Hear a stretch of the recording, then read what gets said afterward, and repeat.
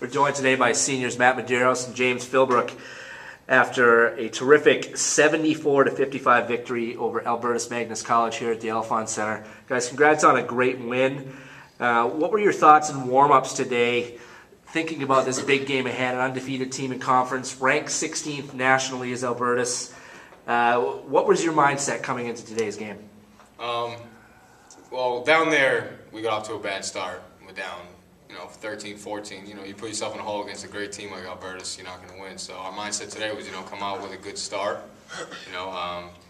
Pretty much we wanted to, if they wanted to shoot jump shots, we were going to get tests, and we just couldn't give up offensive rebounds, and we couldn't give up layups. Because if they get layups, they're tough. They got great athletes and great players. So I think that's what we did in the first half. We got up to a good start.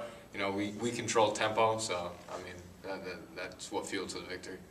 Yeah, and one of our biggest problems has been putting two halves together. We created the tempo to start the game when it got a lead, and then when we came out in the second half, we tried to continue that tempo, control the game, and just keep doing what we do. Right, and like you guys said, the quick start, it couldn't have gone any better than it did.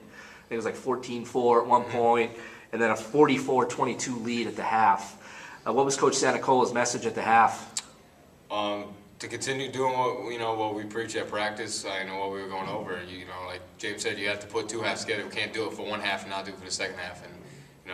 And the other thing I forgot to say is, we at times we control the ball well. Because if you turn the ball over them, it's tough to start them on the break. So, his message is, continue what we're doing. We got to put two halves together. Now, James, the only captain this year, senior, fourth-year player here. Just talk about, your role's a little bit different. Matty gets all the, he gets the hype, he gets the 1,000-point score, he gets the splash pages on the website. You're kind of the grinder in the paint, right? You're the guy, the defensive stopper. You're getting the rebounds, you're boxing out, and things like that. Now today, your stats don't jump out, but you didn't even attempt a shot. I call him the glue. The glue of the team. He holds it all together, Now talk about that a little bit, because that's a little bit different. You don't get all the I'm the not hype. the best offensive player, I know my But you can role. score if you're I can asked score, to, yeah. of course. The past couple games, I've been getting shots because they get me open. They pay more attention to them. But when I'm open, I'll take a shot. But I know my role. It's just I gotta hit guys. I'm taking the guys down low and to rebound, set screens, and all that stuff. And the other stuff just comes for them. And I'm fine with that. It's not to get real emotional, but it's not. But it's real special to have a player like James. Because no guy really wants to have that role. They want to have, they're taking all the shots, they're getting all the. But to have a guy like James that every game what you're gonna get from him, and he's gonna hold everything together and not be mad if he didn't take a shot. It's real special to have someone like that on the team. Must have played a key role today in that quick start in the first half. Now they have some really athletic, even their guards are big players. Pretty much height advantages across the board. Albertus had. Just kind of talk about playing against a team like that. James, defensively, what challenges does that present? Well, last game they had a lot of opportunities in the post and swinging out of it. So this coming to this game, we want to every time they got in the paint, we're going to choke them, double team them in the post, and have them work out of that. And to start, we got a couple turnovers off of that, which gave us a little momentum. And Maddie and Jerome and Jordan did a great job on Davis this time. He killed us the first half, just getting into the lane, and we did a great job controlling him this time. So. He's obviously a talented player at point. He is a very good player. And held him to 13 points and held Darius Watson, who's among the leaders in scoring in the nation, to just 13 points. That kid. Both those kids, man. Just tremendous players, obviously. Holding Albertus to 55, they came into the game averaging almost 92.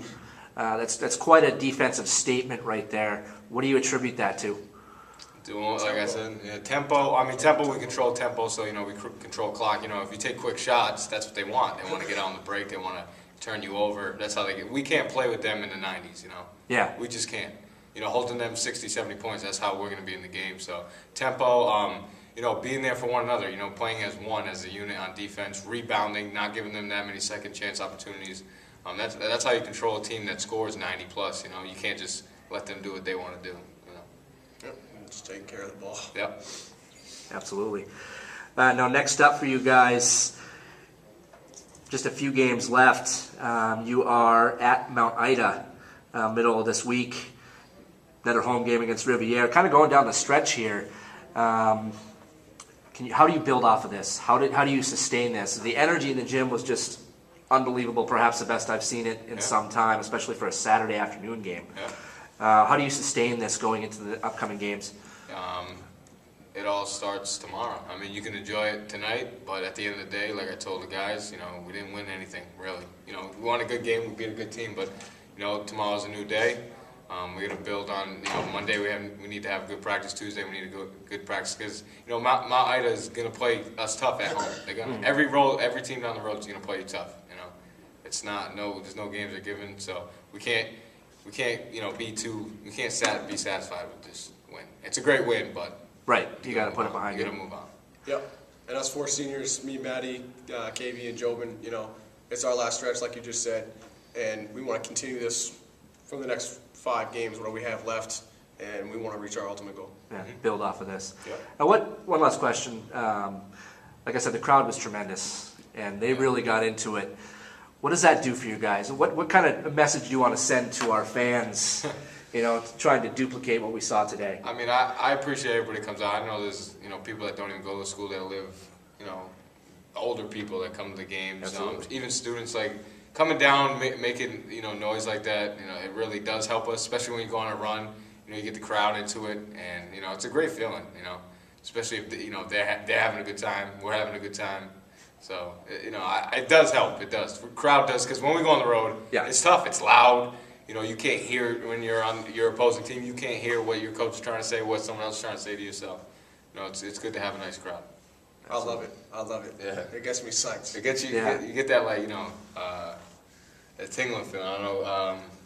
Trying to think of the word. My adrenaline gets going when that stuff happens. And I love when it happens. Like Jobin's dunk. Yeah. Wow, that really put the cap to it. Right? Yep, that was it right there. I think their coach was like, let's just get this over with. All right, guys. Well, hey, thanks a lot for your time. Congrats on a great victory. Good luck the rest of the way. Thank you.